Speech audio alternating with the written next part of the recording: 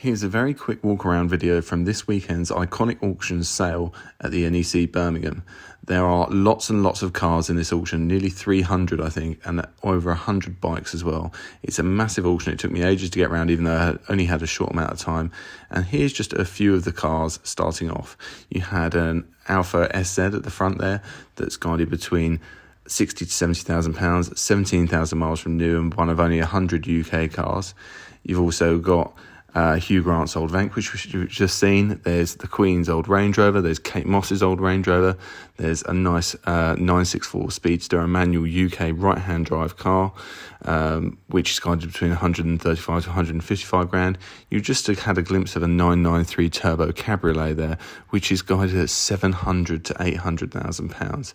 There's some really high mileage, high guide cars here, but correspondingly, most of them have really low mileages as well. There's lots of low mileage Fords from a blue Focus RS that's got 998 miles from new and a guide of 40 to 50,000 pounds. There's so many other cars with low mileage. I've written a few of them down and trying to read them as I go through here. This little Maserati Bi-Turbo Spider has 2,672 miles from new, is guided between 28 to 32,000 pounds. It's not the kind of car that people really want with low mileage, not because of problems, just because the mileage doesn't make it that much more desirable. It's not really a collector's car.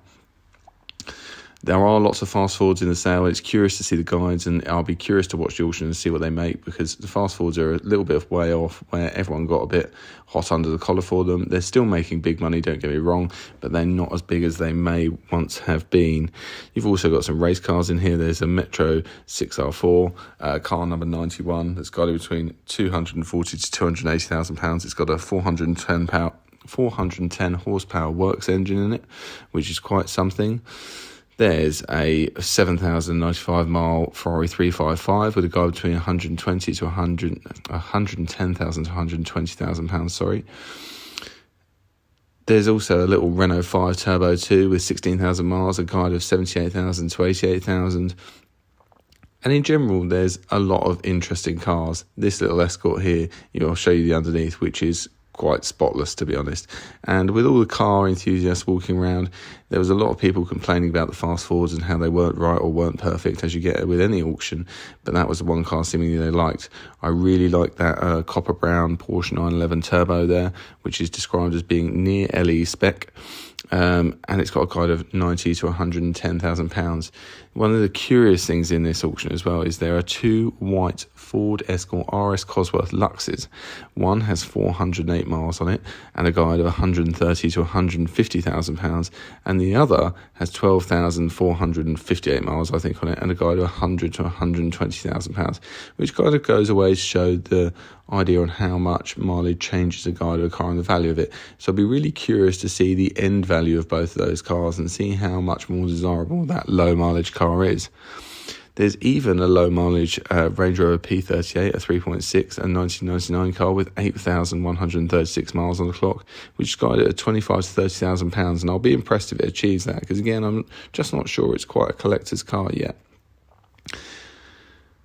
There are other celebrity cars in there, and you've also got, actually, since we're looking at it, I'll mention this Ford Escort RS200S, which is a very rare car. I think it's a one registered keeper car as well, and it's guided between 280 to 340,000 pounds. It's one of 20 built, and quite a rare thing. This RS3100 Capri, also a very rare thing, and was getting the ire of many car enthusiasts who were saying it wasn't quite right. That Ferrari isn't a 308, it's a 208 turbo. I'd quite like to have a drive of that and see how the smaller engine actually goes quite well, but it's 85 to 95,000 pounds. Later on in the auction, you'll see a mixture of the old Jaguar Land Rover classic cars that are from the collection that they used to own. Now, most of these probably aren't worth saving, but they are interesting cars and they do have interesting stories. They're not the cars that will be commercially restored, whereas you restore them to make money, but they'll be enthusiast restored, perhaps. My favourite of which was a 1970 XJ12 which is a manual car. So Jaguar built it as a prototype. They never built it as production, which I think is a crying shame, because manual gearbox with a V12 engine is a wonderful thing. But the car is awaiting a full restoration. It's quite a basket case, unfortunately, but a wonderful thing nonetheless. And it's exactly the kind of car that I look at and think I would love to take that home, and then probably sit in a barn for years and do nothing with it. Another celebrity car later in the sale, you've got Rowan Atkinson's Series 1 Jaguar E-Type 3.8 Coupe, fixed head coupe, and that's offered with no reserve. So you'll also get a chance to see if the celebrity owner really does make a difference. And I think Rowan Atkinson's probably on a short list of people that actually do matter. So we'll see. There's a lot of people where I see their names added to cars, even Kate Moss, and I don't think car enthusiasts really put a value on it generally. Not in a car collector world. If you were collecting items where someone's just passed away, then perhaps. And of course, the Queen is probably one of the bigger names. And there's one of her Range Rovers that's guided at £50,000 to £60,000 in here. Another P38. Oh no, sorry, an L322, not a P38. So we'll see how well that does in this auction. It should do well. Whether it goes over guide, I'm not sure, but there has been a recent sale of one of the Queen's Range Rovers that did very well. We'll have to wait and see. There's also, interestingly, in quite a rare car, a Ferrari 612 Scaglietti manual, which has 7,700 miles on the clock and is guided at £100,000 to £120,000. Curious to see if that sells.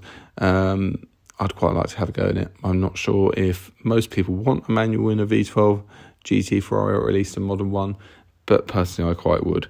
I think it'd be quite an interesting thing. Another source of celebrity, but a celebrity in the car world, and definitely adding value to cars.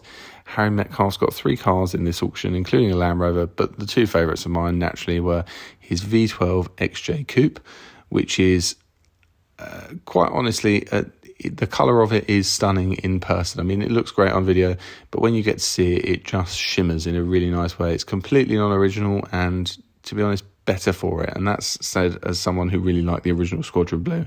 It's a manual car. It's got the uprated engine. It's got uprated suspension. It sounds fantastic. And will it hit the guide of 60 to 80,000? I'm really curious to see, because it's exactly the kind of XJ Coupe that I would want and a lot of people would want, but it is a strong value. It's backed up with the amount of money that's been spent on it, and it's about as sorted as you could want one of these Jags, including all the problems he went through in terms of rust and everything, which they all have. So we'll have to wait and see what it does. His Espada is also in the sale, which, as you can see on YouTube, has had lots of money spent on it, as he spends with all his cars, and he looks after them very well. And it's got that very interesting moon roof, which I thought, again, looked fantastic in person, perhaps a little bit sweaty in summer though. But that car is guided between 90 and 110,000. For a V12 Lamborghini, you'd absolutely rather buy that than the Aventador or whatever else. In my eyes, it's just the epitome of cool. So we'll have to see, and I'll try and report back with sales prices on those. There's lots of kind of what you'd call everyman classics as well. Since Classic Car Auctions and Silverstone became Iconics as one, you can get these combined sales, and this really is a mega sale. It's going to be exhausting for the auction staff. I'm going to try and post results on Twitter/X, and we'll have a see what it comes out like, because it's a big sale. It's going to be tiring for anyone bidding, and also quite hard to keep track of the cars going through for anyone bidding. It was ram-packed when I was there, as you can see, and some of the cars were packed a little bit too tightly on the other side. When you get later on in this video, it's a bit harder to watch, but that's kind of the space. When you've got limited space and you've got a lot of cars to get into it, that's what happens. So we'll have to see. Hopefully it's a good sale for the vendors. Hopefully it's a good sale for the auction house as well, and for the bidders as well. I hope people get to go home with the cars that they're looking at. There's quite a lot of project cars which haven't been doing so well recently, including all these Jags, or cars that just even need some TLC, which again haven't been doing so well recently. Oh, there's a car I forgot as well, a Holden Baloo. You never normally see these utes in the UK, and I would really quite like to take that home. Quite a strong guide, around 30,000, I think, from memory. So we'll have to wait and see. Hopefully the results are good.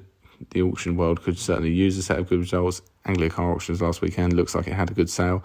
Hopefully that is a sign of things to come for everyone. A bit of buyer confidence and consumer confidence in the auction world wouldn't go amiss at the moment. Anyway, if you're bidding, good luck. If you're selling, good luck. Hopefully it's a good sale.